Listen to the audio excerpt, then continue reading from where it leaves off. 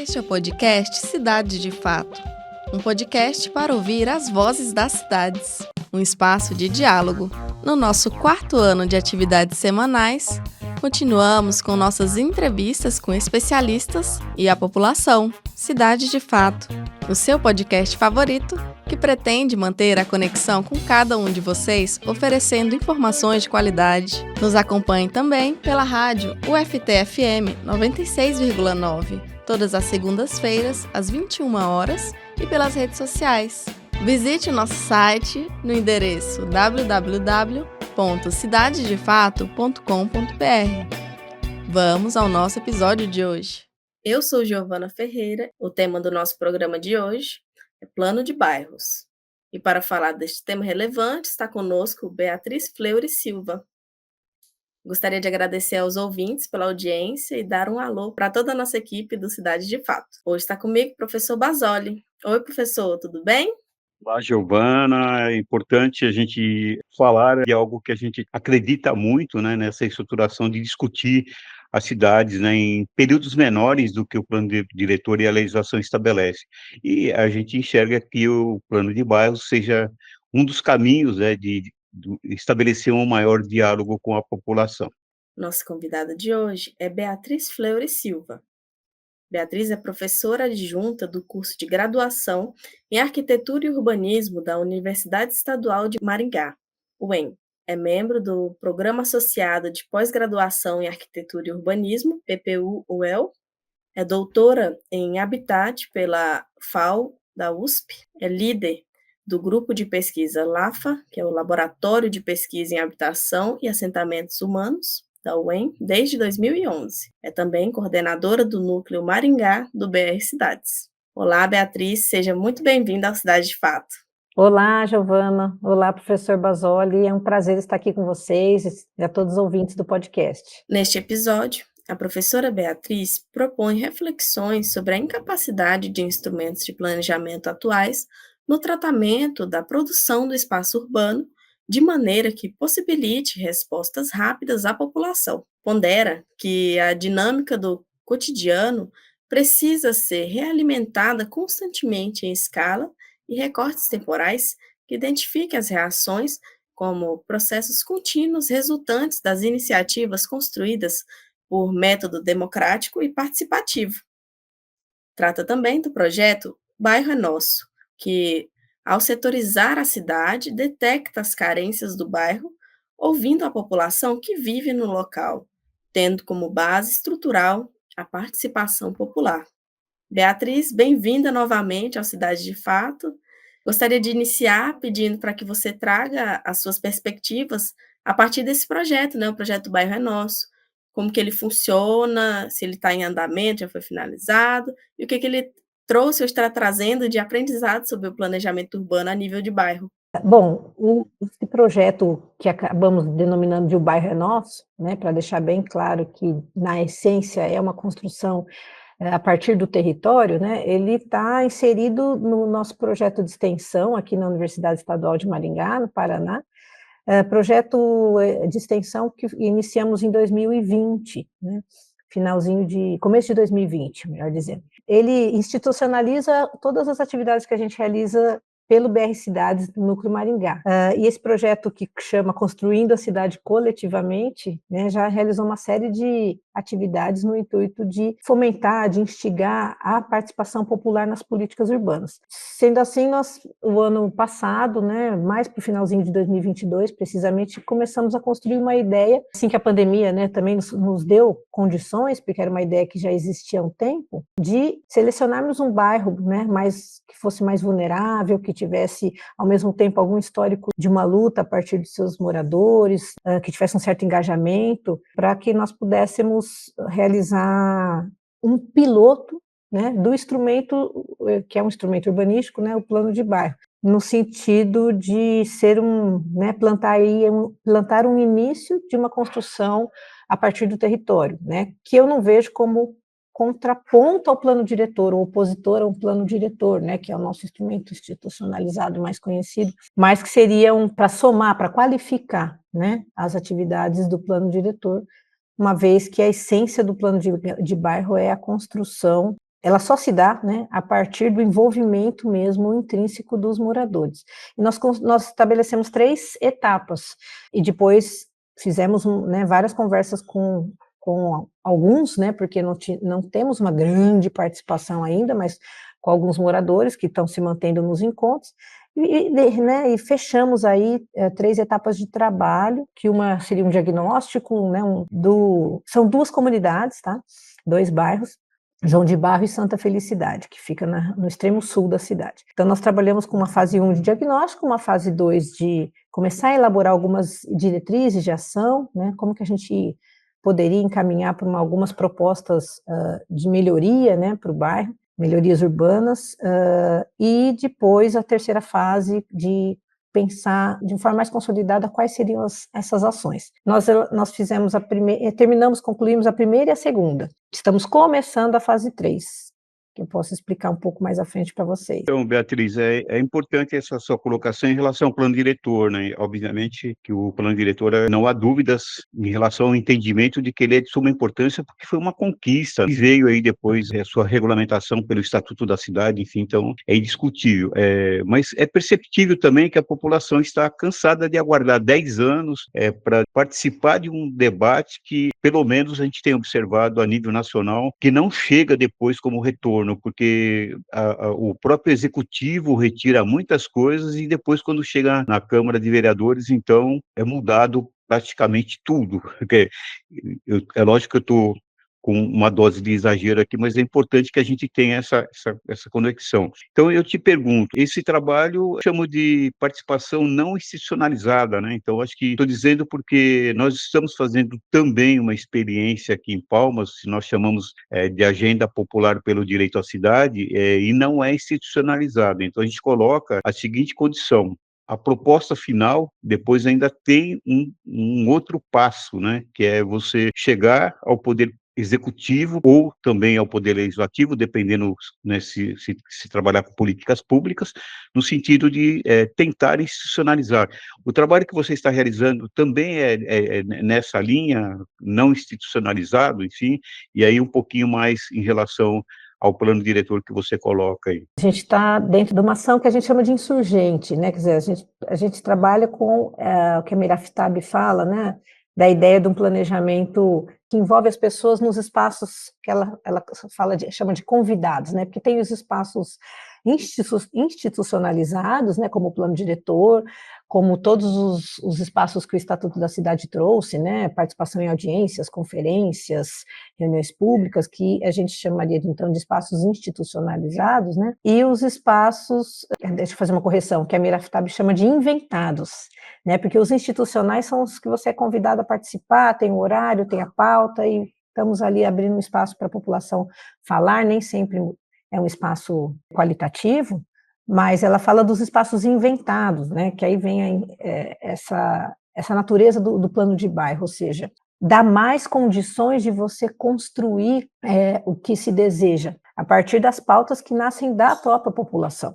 O plano diretor é importante, o Estatuto trouxe essa perspectiva da participação popular de uma forma que a gente considera que qualificou muitos processos, mas ainda não ainda, né, depois de 20 e tantos anos, ainda não temos ainda essa discussão de uma forma qualificada, porque muitas vezes a própria população ou não tem ainda aderência, não compreende, né, qual é o papel, não tem ainda o contato tão próximo desse fazer planejamento tradicional para se inserir, se colocar. E muitas vezes também ela é como a Miraftab fala, é convidada a estar lá, né? Ela a fazer um debate que veio da gestão. E aí, com os planos de bairro, a gente inverte um pouco essa lógica, constrói em conjunto, ou seja, constrói um ambiente de espaço inventado, participativo, né, em conjunto com a população, eles vão dando tom. Não tem uma metodologia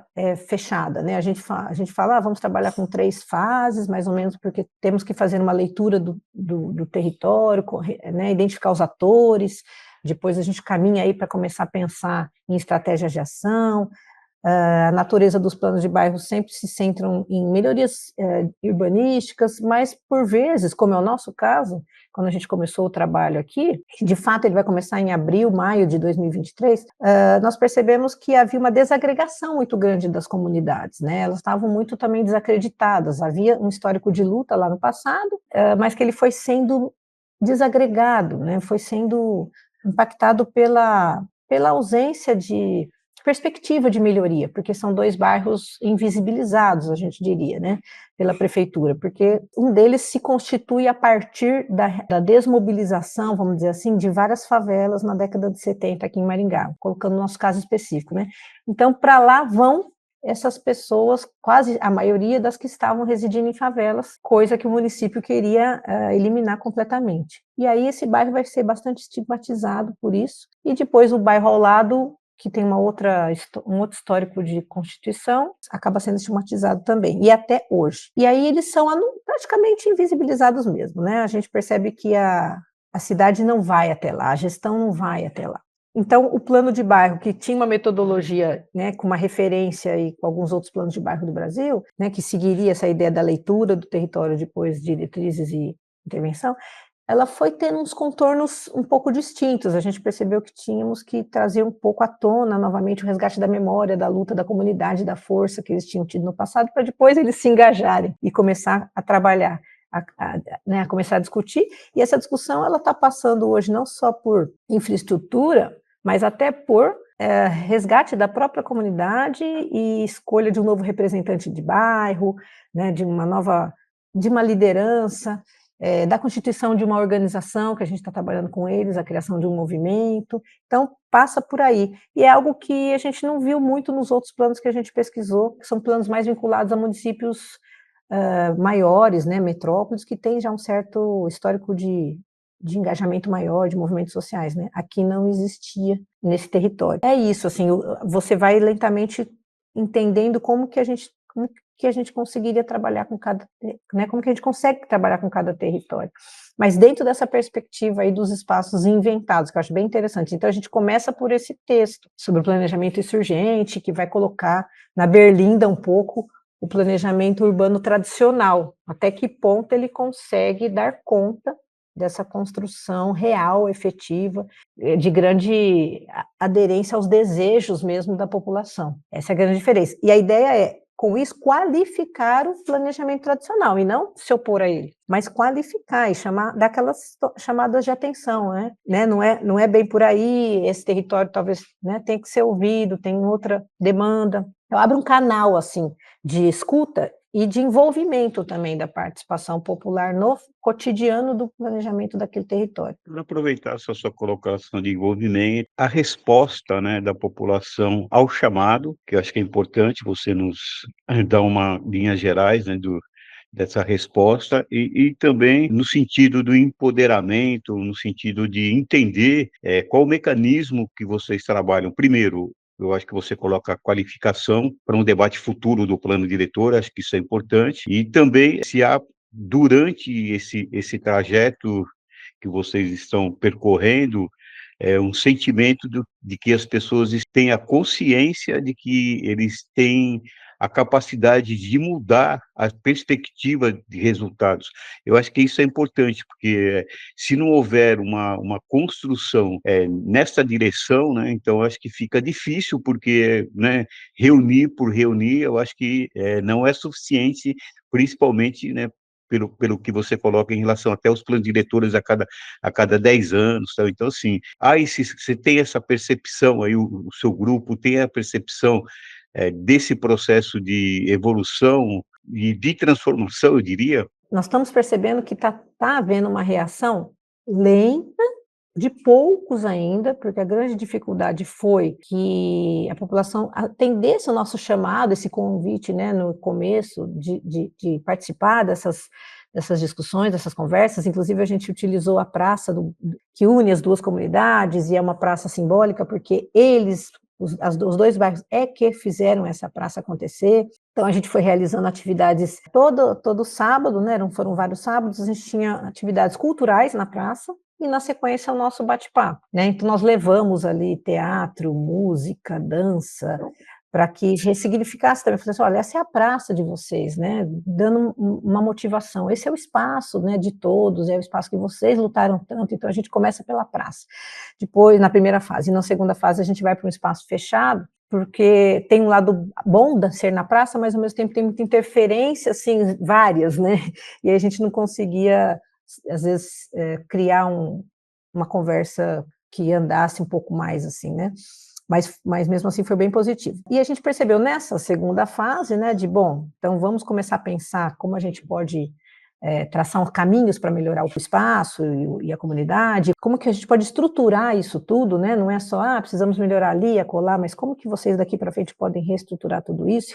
E aí chegou-se a conversa de uma nova liderança, ou de um movimento, de um grupo. Foi ali que a gente percebeu que a gente conseguiu construir um grupo de pessoas que estavam um pouco mais ativamente vinculadas a essa ideia. E começaram começou a partir mais deles do que de nós, né? Não, vamos fazer isso, vamos fazer aquilo, né? Precisamos ir para esse caminho, para aquele outro. E depois, essa terceira fase, a gente demorou um pouquinho para começar e começou a ser cobrada por eles. Não, nós temos que continuar, né? Quando é que vai começar? Então foi aí que a gente percebeu que a gente conseguiu dar aquela reanimada, né?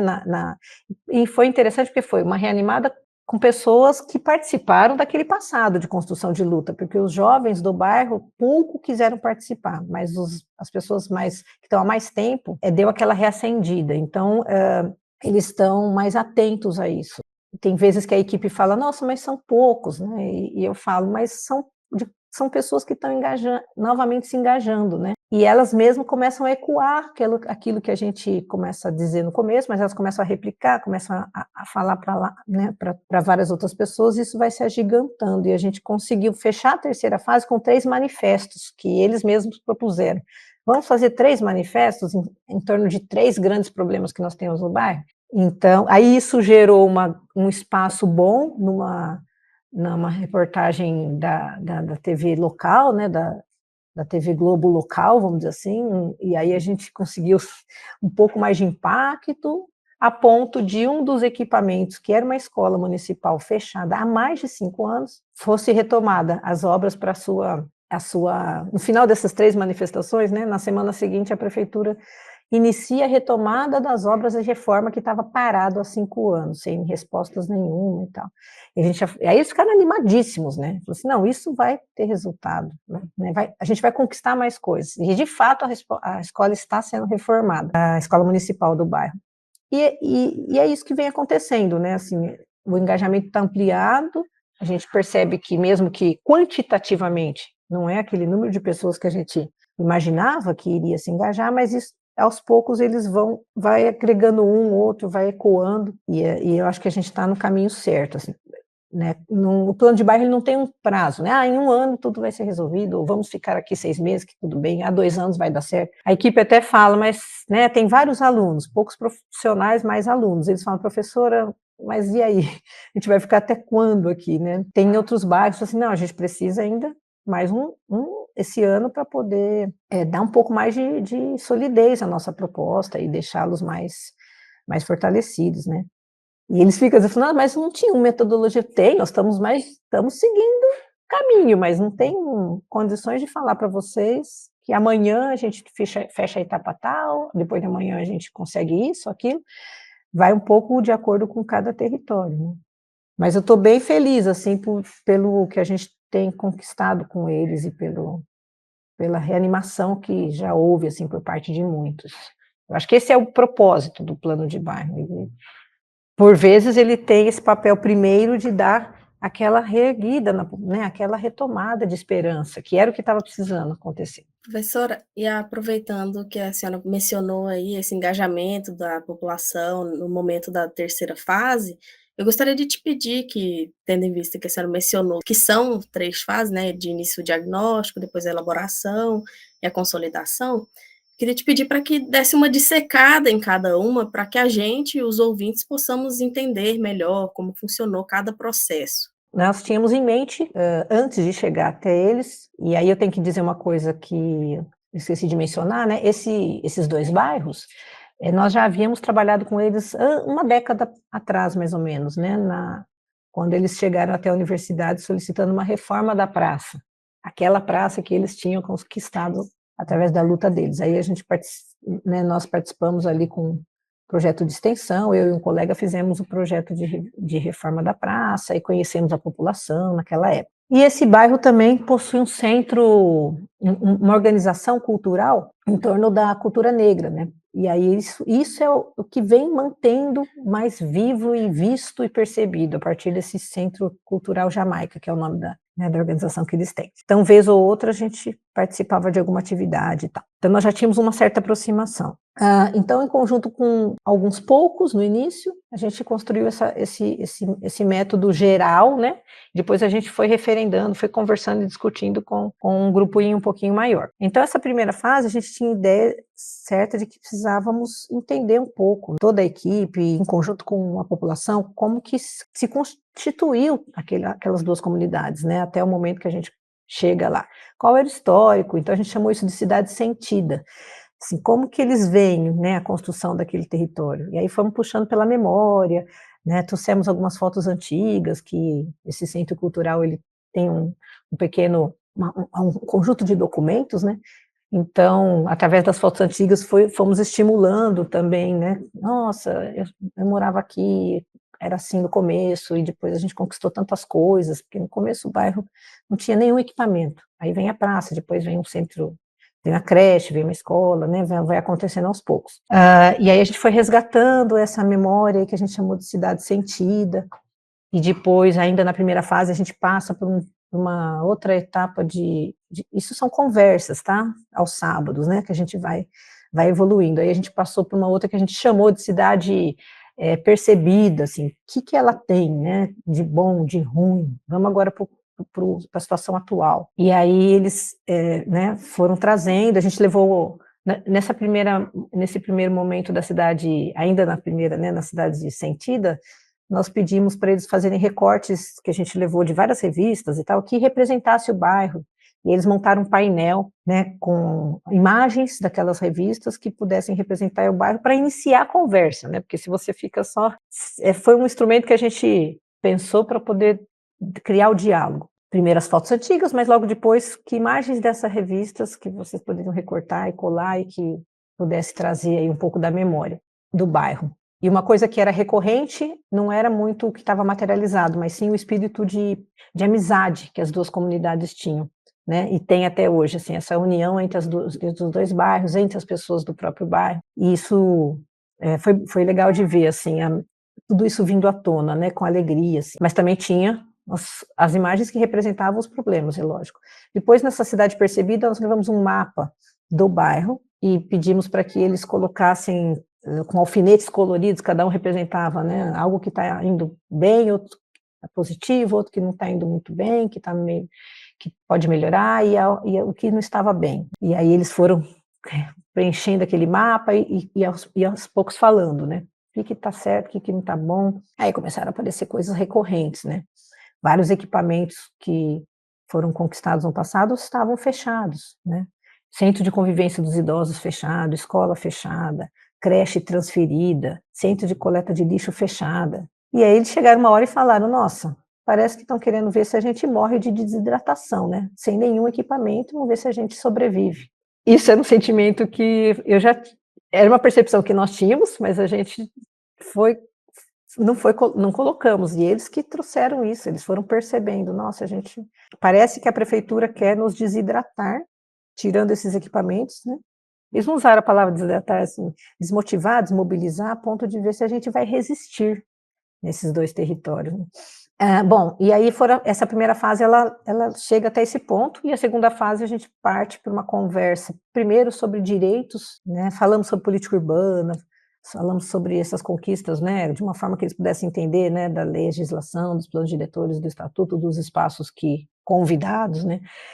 Perguntei, olha, vocês sabem sobre orçamento participativo? Aí fomos conversando e eles ficaram muito assim, assustados. Nossa, a gente tem um monte de direitos que a gente nem sabe. Trouxemos um presidente de um bairro muito ativo aqui em Maringá, que tem conquistado muitas coisas, uma pessoa bem ativa, que levou a palavra assim, dessa motivação para eles, e olha, vocês vão conquistar novamente, aqui está dando certo através desse caminho, daquele outro. E aí também começamos a discutir o que a gente poderia fazer num primeiro momento, né, que seria esse fechamento da segunda fase, que são as diretrizes, algumas diretrizes de ação, e aí fechamos o ano com essas 3 manifestações que eles sugeriram. E bem simples, sabe, escrevendo em cartaz, fomos na frente da escola fechada, e na frente da praça, que é um espaço muito importante, mas que está degradado, e também na frente do Centro de Convivência dos Idosos, que é um espaço fechado que eles sentem muita falta. Mas essa reportagem, então, se fechou uma segunda fase de um início de uma mobilização, que está dentro dessa etapa que a gente denomina aí de diretrizes, né, alguma coisa assim. E agora essa terceira fase, que está começando agora, eu acho que a gente fechou a segunda fase meio sem saber, estava um pouco nebuloso, assim, Aí a gente estabeleceu com eles que tem muita ânsia, eles querem chegar até a prefeitura. Não, vamos lá, vamos juntos à prefeitura. Mas antes, vamos fazer mais algum conjunto vamos amadurecer um pouco isso tudo, né? E vamos trazer mais substância para tudo isso que aconteceu. Então, a gente está elaborando um site e um caderno, que seria para que pudesse organizar tudo, né, naquele espaço, que pudesse ter um site de pesquisa também para futuras pessoas que queiram trabalhar com planos de bairro, e também para que eles tenham registrado ali num site, e nesse caderno, que a gente não tem um nome ainda para ele, mas tivesse tudo registrado como um instrumento de luta mesmo, ó, aqui está o caderno, tudo que vocês fizeram nessas etapas e tudo que a gente conquistou. Estamos elaborando um livro infantil com a participação das crianças, contando a história do bairro, né, e os personagens têm muito a ver com os 2 bairros e tudo que já foi feito e levantando um pouco essa, né, essa autoestima, e o livro está ficando muito interessante. Estamos agora iniciando uma série de depoimentos para dar mais voz e rosto a essas personagens que são fundamentais ali para a construção do bairro, né? Eu falo bairro, mas sempre são 2 comunidades. E essa série de depoimentos está começando agora, eles estão bem animados com isso também. A ideia é a gente fechar um conjunto de registros e também de um pouco mais de amplitude sobre o que foi no passado e o que está sendo resgatado agora. Para fecharmos, mas eu sempre quero destacar que está sempre em construção esse caminhar, né? Mas para fecharmos com uma visita, que eles estão muito ansiosos por isso, à prefeitura de uma forma mais qualificada. E nós não vamos, eles que vão. Eu falo, vocês que vão. Eles falam, mas professora, vai com a gente. Eu falo, não, vocês, né, vocês vão, mas vocês vão conseguir ir de uma forma mais qualificada, né? Vamos pensar juntos, mas acho que é importante que vocês estejam lá. E hoje até os idosos estão pensando em, né, a população idosa, que é a que está predominantemente nas 2 comunidades hoje, querem formar uma organização, sabe, para poder ter mais potência nas suas demandas, né? E é muito interessante, porque eles é que estão trazendo energia para esse plano. Os idosos é que estão trazendo bastante energia para o plano. Eles estão, assim, revigorados com isso, né? E porque eu esqueci de falar uma coisa muito importante, rapidamente. Em 2008 teve um projeto do PAC, né, para revitalizar os 2 bairros. Mas essa revitalização ela foi mais higienista do que para melhorar. Com isso, 1/3 da população foi convidada a sair daquele bairro. Com a contrapartida de ampliar os lotes, então cada 3 lotes saiu um e uma família, e aí ampliou-se os lotes de quem ficou, ampliou a rua, calçada, urbanisticamente mais né, qualificada, entre aspas, mas a cada 3 famílias uma saiu. E saiu mais quem era jovem, com a promessa de ter uma moradia com condições facilitadas de acesso em outros bairros. E para lá foram esses jovens. E alguns querem voltar, inclusive, hoje em dia, porque sentem muita falta da comunidade, né? Então houve uma desagregação. E a partir de 2008, reduziu muito o poder de luta deles, a capacidade, assim.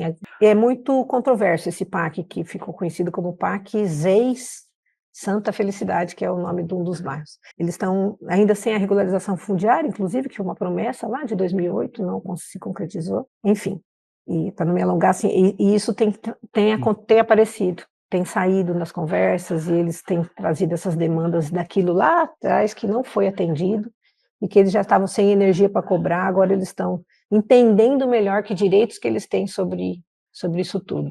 Então, Beatriz, você colocou em relação ao registro, como eu disse anteriormente, né, aqui nós temos o Palmas Participa, que trabalha com a agenda dentro dessa perspectiva, né, do plano de bairros, e aí a gente já tem, inclusive já temos o site que registra as reuniões comunitárias e nós estamos utilizando o instrumento da gravação das reuniões e depois a gente coloca essas gravações também no YouTube, vinculado ao site, então quem eventualmente não compareceu consegue ter a ideia de todo o trabalho. Então a gente primou para que isso acontecesse, então a gente já vem fazendo esses registros. Além disso, Só mencionar para o ouvinte, o link do site é palmosparticipa.blogspot.com. Quem puder e quiser acessar, está muito legal. As nossas atividades estão todas sendo registradas lá. como a Giovana falou, então a gente já vem trabalhando dentro dessa perspectiva e a gente tem todo o registro, né? Então, eu acho que isso é de extrema importância até para que, né, a população, de maneira geral, tenha acesso. Eu tenho batido até numa tecla, até por essa experiência de estar aqui no Cidade de Fato já há 4 anos, então a gente começou a perceber um pouco o campo da comunicação. Então eu tenho trabalhado no sentido de que nós precisávamos abreviar ao máximo as reuniões no sentido da assertividade, porque veja bem, o que a gente tem às vezes nas reuniões, tempo delongado de colocações que às vezes pode ser importante para um ou para outro, mas para a coletividade ela termina, né, não tendo muito sentido prático. E eu coloco assim, nós temos que enxergar, né, de uma outra maneira esse meio de se comunicar. Tive num evento aí a semana passada aí a professora dizendo para os alunos: vocês não leem mais jornal, não sei o quê, como se fosse algo que recriminasse, né? Vocês não estão lendo o jornal, então vocês não podem opinar porque não estão lendo o jornal. E aí eu até coloquei, depois a minha fala foi na sequência, eu falei assim: interessante, porque eu tomava meu café da manhã com o jornal em cima da mesa, fazendo a leitura, né? Mas isso não existe mais. Eu mesmo não faço isso mais, até porque às vezes eu estou tomando café de manhã correndo, hoje mesmo, né? Correndo para uma entrevista na TV local, vindo para cá gravar. Obviamente, isso termina não sendo bom de qualquer maneira. Eu acho que nós precisamos mediar isso de alguma maneira. Então, a comunicação ela não pode ser TikTok de 30 segundos, mas também não pode ser aquela reunião do dia todo, né? Porque as pessoas têm outras obrigações. Como é que vocês estão administrando isso? Eu sempre coloco na assertividade, pontos principais, né? Resumidos e ninguém tem tempo mais do que 2 horas, o máximo, de tempo para doar para essa finalidade. De maneira geral, o que a gente observa é que a população ela quer assertividade e resultado. São dois pontos que nem sempre a universidade consegue entregar para eles. Então, como é que vocês estão administrando isso? Desde o começo nós pensávamos que não daria para ser eu chamei de bate-papo, mas na verdade teve mais cara de oficina, né? No começo a gente quer falar um pouco mais e tal, aí eu fui percebendo que cada vez eu tinha que ser eu, né, os colegas, a participação toda da equipe, tinha que sermos assim só um cutucador, assim, provocador daquele começo da conversa. Olha, hoje a gente queria falar sobre isso, se eu falar o menos possível, né? Esse é um exercício assim que a gente tem tentado, assim, falar o menos possível. E conforme foi passando o tempo, isso foi conquistado, porque eles mesmos, na ânsia, como a gente sente que a gente reativou, né, essas demandas, essa vontade de construir, de lutar por, aos poucos eles mesmos às vezes até interrompiam a gente mal começava a falar e eles queriam falar, né, então a gente só dava aquela provocada inicial, assim temos feito, né, no começo falávamos mais, mas agora mais uma provocada inicial, para falar, olha, a gente quer falar sobre isso, debater sobre isso. Com essa configuração de oficina, no começo até tinha essas atividades culturais, então ficava uma coisa bem descontraída, eles iam se colocando, né, rapidamente, mas ao mesmo tempo que a gente reativou essa vontade, né, de ver as coisas acontecerem, veio isso que eu comentei, tá, e quando é que a gente vai conquistar? Quando é que a gente vai fazer? Quando nós vamos lá na prefeitura? Quando vocês voltam aqui, né? E aí a gente começou a ter que lidar um pouco com isso. A universidade tem seu tempo, tem tempo de férias, tem o tempo do nosso calendário que está todo, né? 2024 começou semana passada aqui na universidade, né? Então nós temos esse outro ritmo e ao mesmo tempo eu não temos preocupação de não deixar com que eles que desanimem, né? Eles até chegaram na última reunião de dezembro e falaram: vocês não vão nos abandonar, né? A gente precisa de vocês agora por um bom tempo. Eu falei assim: calma, a gente vai ficar mais um tempo, né? Mas nós temos que deixar vocês agora, né? Construir né, com a própria força de vocês, né? A gente vai participar de outras atividades. A gente pensa em migrar também para outros bairros e trabalhar esse plano de bairro em outros, né? E aí eles, não, né? Mas quando?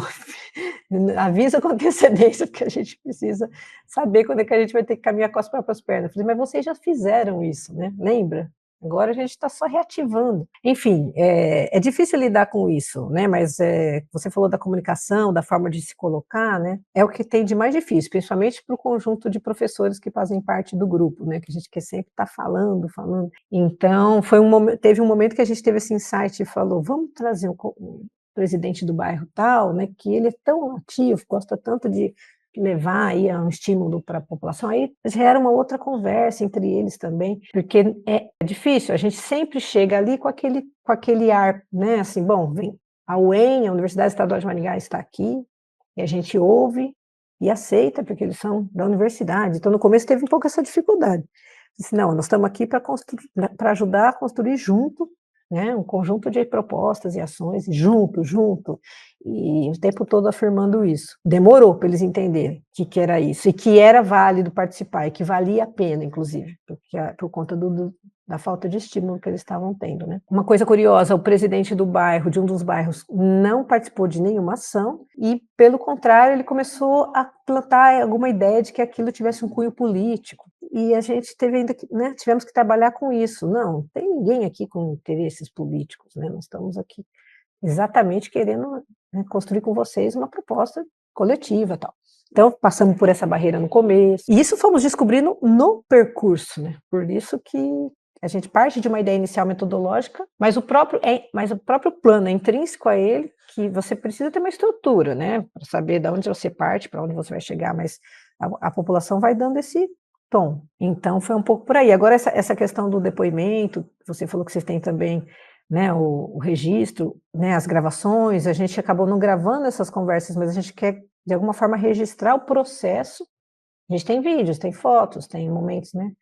E nesse registro agora finalizado com os depoimentos de algumas pessoas, né? Para deixar vivo na memória tudo isso que tem acontecido. E um detalhe interessantíssimo. No percurso desse plano de bairro, que inicialmente a gente quis trabalhar em conjunto com a prefeitura, porque eles estavam sinalizando o interesse de fazer uma experiência, mas depois não deu certo, essa parceria não aconteceu, e a gente trabalhou realmente, né, dentro de um outro contexto. No meio do caminho estava acontecendo o quê? O fechamento da revisão do plano diretor de Maringá, que começou lá antes da pandemia e terminou no final do ano passado, começo desse ano. Qual não é minha surpresa quando no final do ano passado chega o projeto de lei para o debate e surge um artigo que chama Plano de Desenvolvimento de Bairro. E tem lá um capítulo, aliás, e tem lá uma série de artigos, poucos, mas tem. Eu falei, gente, esse plano de bairro não estava no debate oficial, né, do espaço convidado, mas a gente entende que de alguma forma a gente deu uma estimulada, porque no começo nós íamos lá e falávamos para a prefeitura, é importante esse tipo de ação. Qualifica. Então, assim, está no plano diretor de Maringá. É um instrumento urbanístico, né? São Paulo tem no plano estratégico, está oficialmente então a gente consegue, talvez, depois desse piloto, trabalhar, auxiliar a prefeitura a construir melhor, né? Trazer isso dentro da sua rotina, né? Da sua perspectiva aí de uma construção também a partir do bairro. Estamos chegando ao final do nosso programa de hoje. E assim, gostaríamos de pedir à nossa convidada que deixe uma indicação cultural para os nossos ouvintes e também nos diga, para você, Beatriz, o que são cidades de fato. Bom, a minha dica cultural é uma música que o Djavan fez em 2022, que eu tive a grata satisfação de ouvir ontem pessoalmente, que ele esteve aqui num show ontem à noite. Ele contextualizou, dizendo que essa música ele fez, então, em fins de 2022, no momento, assim, que ele citou, assim, de trevas, né, onde a gente precisava refletir sobre a cidade daqui para frente, sobre a vida que queríamos ter daqui para frente, e a música Iluminado traz um pouco desse contexto, recomendo, uma linda música, e para mim Cidades de Fato é aquela cidade realmente onde o cidadão, como diz o David Harvey, né, o direito à cidade não é aquele que eu olho para ele, entendo quais são os meus direitos e tento me encaixar, é aquele que a gente constrói, aquele que a gente, né, se vê parte,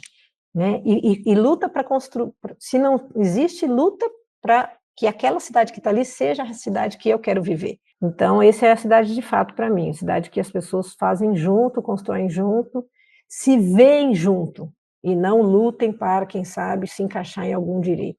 Mas façam acontecer esse direito e participem, né, da constituição do seu território.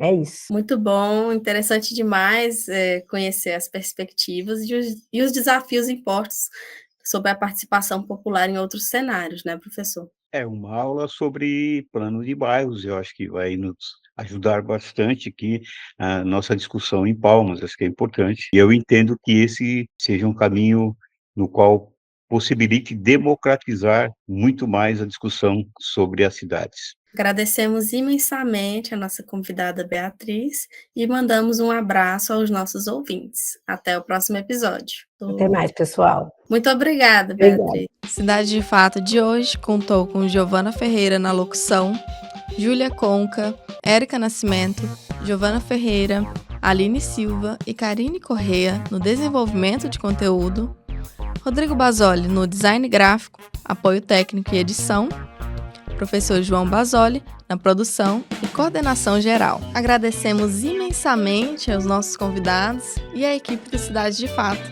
mas especialmente a você, nosso ouvinte. Na semana que vem, voltaremos com novos temas e novas entrevistas. Até lá!